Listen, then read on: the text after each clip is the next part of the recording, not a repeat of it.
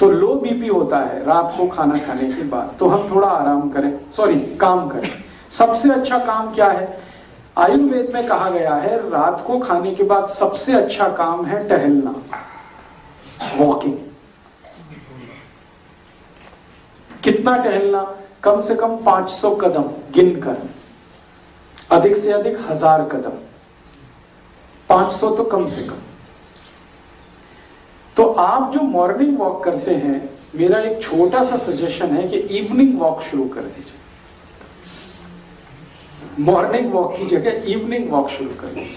खाने के बाद भले गली में कर लीजिए, अंधेरा है, लाइट नहीं है तो छत पर कर लीजिए, आपके पिछवाड़े में कर लीजिए। गिन के आपको 500 कदम चलना। जिंदगी आपकी इतने आराम से कटेगी, शाम को खाने के बाद जो इवनिंग वॉक कर लें 500 कदम 1000 कदम, इतने आराम से कटेगी कि आप सोच नहीं पाएंगे। मॉर्निंग वॉक के लिए मैं क्यों मना कर रहा हूं? मॉर्निंग वॉक के लिए इसलिए मना कर रहा हूं कि भारत में सवेरे सवेरे हम जब सोकर उठते हैं तो शरीर में वात का प्रकोप होता है, वात, वायु। और वॉक करेंगे, दौड़ेंगे, भागेंगे, एक्सरसाइज करेंगे तो वायु और बढ़ता है। तो वायु का प्रकोप है, जो मैंने आपसे थोड़ी देर पहले कहा, 80 रोगों का कारण होता है। इसलिए भारत के आयुर्वेद शास्त्र में कहा गया है कि सुबह के समय में आराम से बैठकर योग करें, प्राणायाम करें, जिसमें दौड़ भाग ज्यादा ना हो। और रात को खाने के बाद आप थोड़ा चाहें तो दौड़ भाग करें, वॉकिंग करें, फास्ट वॉकिंग करें, ब्रिस्क वॉकिंग करें, मीडियम स्पेस पे करें, मीडियम स्पीड में करें, जैसे करें वॉकिंग रात को कम से कम 1000 करें। दोपहर को खाने के बाद आराम, और रात को खाने के बाद थोड़ी देर वॉकिंग, और फिर थोड़ा कुछ इधर उधर का काम, कुछ रीडिंग, कुछ स्टडी, 2 घंटे बिता दीजिए।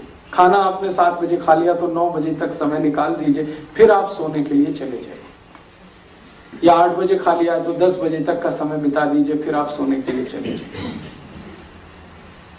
तो ये 8वां नियम है। 9वां नियम है, 9th, ये सभी के लिए बहुत आवश्यक है जानना। विशेष रूप से यहाँ जो माताएं आई हैं उनको तो ये बहुत जरूरी है। वैसे तो पुरुषों के लिए भी जरूरी है, भाइयों को भी जरूरी है, लेकिन माताओं से इसका कनेक्शन है सीधा सीधा। वो ये है कि जब भी आप भोजन बनाते हैं और खाते हैं तो कभी भी भोजन में 2 चीज एक साथ ऐसी मत बनाइए जो एक दूसरे के विरोधी है, तासीर में एक दूसरे के उल्टे है। तासीर में एक दूसरे के उल्टे होने का माने कोई ठंडा है, कोई गर्म है, ऐसी चीजें एक साथ मत बनाइए।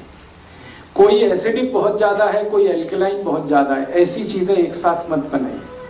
तो मैं सीधे बात पे आता हूं, ज्यादा उसको घुमाने की बजाय, कि आप जिन चीजों की एक दूसरे के विरुद्ध तासीर है उनको साथ में ना बनाएं ना खाएं। जैसे दूध और दही, दोनों एक दूसरे के विरोधी है।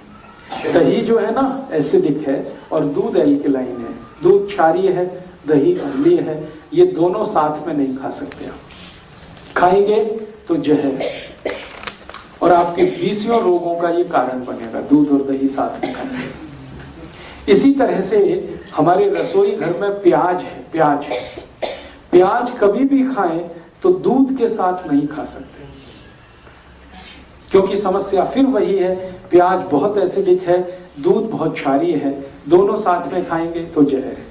तो जब भी प्याज खाना है, कच्चा खाना हो या सब्जी में खाना हो, दूध की कोई चीज उसके साथ ना हो। खीर खानी है तो प्याज की कोई चीज साथ नहीं होनी चाहिए, और प्याज खानी है तो दूध की कोई सी चीज साथ में मत खाइए। प्याज के साथ जो दोस्ती है वो दही की है।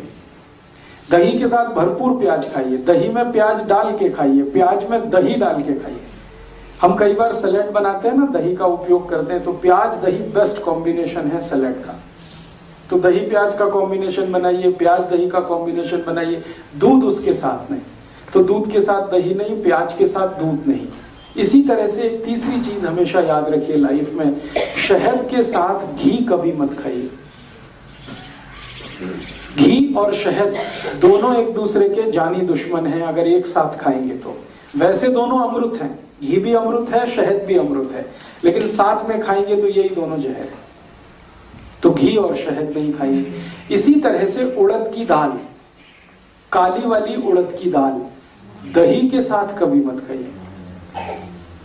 इसको मैं फिर से रिपीट कर रहा हूं, सुनने में गलती मत करना आप इसको। काली वाली उड़द की दाल दही के साथ कभी मत खाइए। हाँ, माँ की दाल। पंजाब में आप सब लोग उसे माँ की दाल कहते हैं। माँ की दाल अकेले खानी है, दही उसके साथ नहीं। क्यों नहीं?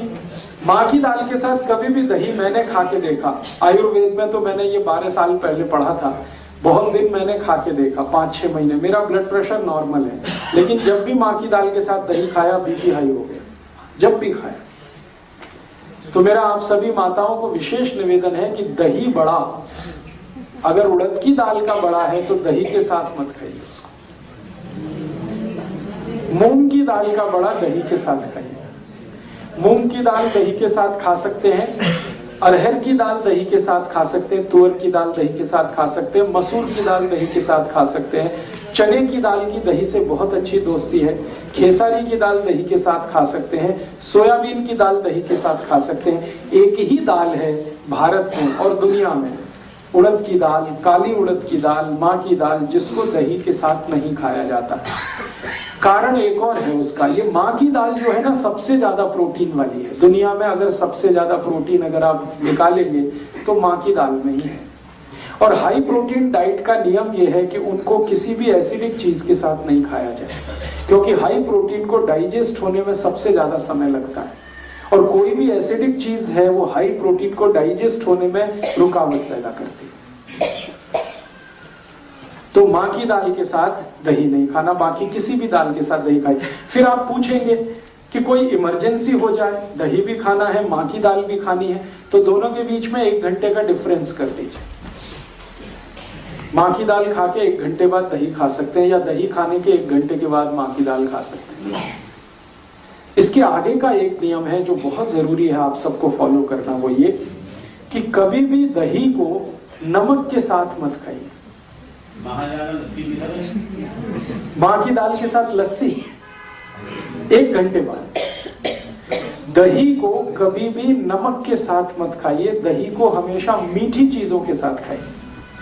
दही को शक्कर के साथ खाइए, दही को गुड़ के साथ खाइए, दही को बूरे के साथ खाइए, दही को खांड के साथ खाइए, दही कभी भी नमक के साथ। क्यों? मैं आपको एक छोटा एक्सपेरिमेंट करने के लिए बोलता हूं। आप बाजार में जाइए, कोई भी साइंटिफिक इंस्ट्रूमेंट की दुकान से एक लेंस खरीद लाइए, छोटी चीजों को बड़ा दिखाने वाला जो लेंस होता है, मिल जाता है, 10-12 रुपए का आएगा। एक दिन लाके अपने दही पे लगा के देखिए, तो इतने बैक्टीरिया दिखाई देंगे आपको जो करोड़ों की संख्या में।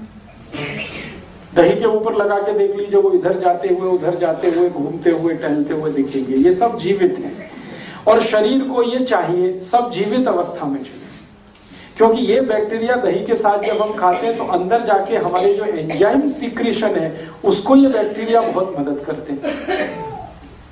तो दही हम खाते हैं बैक्टीरिया के लिए, जीवाणुओं के लिए दही खाते हैं। दही को आयुर्वेद की भाषा में कहा जाता है जीवाणुओं का घर, और 1-2 नहीं, करोड़ों। 1 कप दही में अगर कैलकुलेट करेंगे 1 करोड़ से ज्यादा जीवाणु। अब होता क्या है कि ये 1 कप दही में जो 1 करोड़ जीवाणु है, ये जीवित आपने खा लिए तो बहुत अच्छा है, शरीर को बहुत काम आने वाले।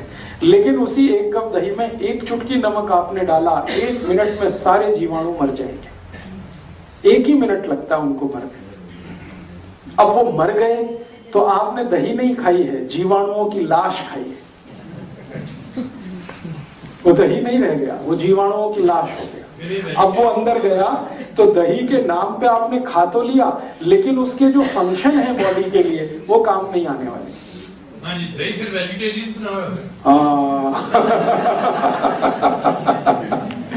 बहुत अच्छा सवाल है कि ये वेजिटेरियन है या नॉन वेजिटेरियन है।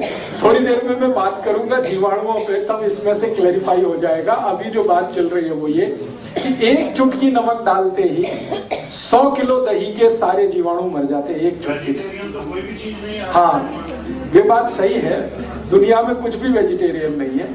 हम थोड़ी देर में इस पे एक्सप्लेनेशन करेंगे।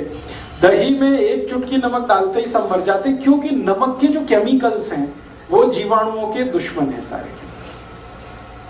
नमक के सारे केमिकल्स जीवाणुओं के दुश्मन है। इसलिए आयुर्वेद में कहा गया है कि दही में कोई ऐसी चीज मिलाई हो जो जीवाणुओं की संख्या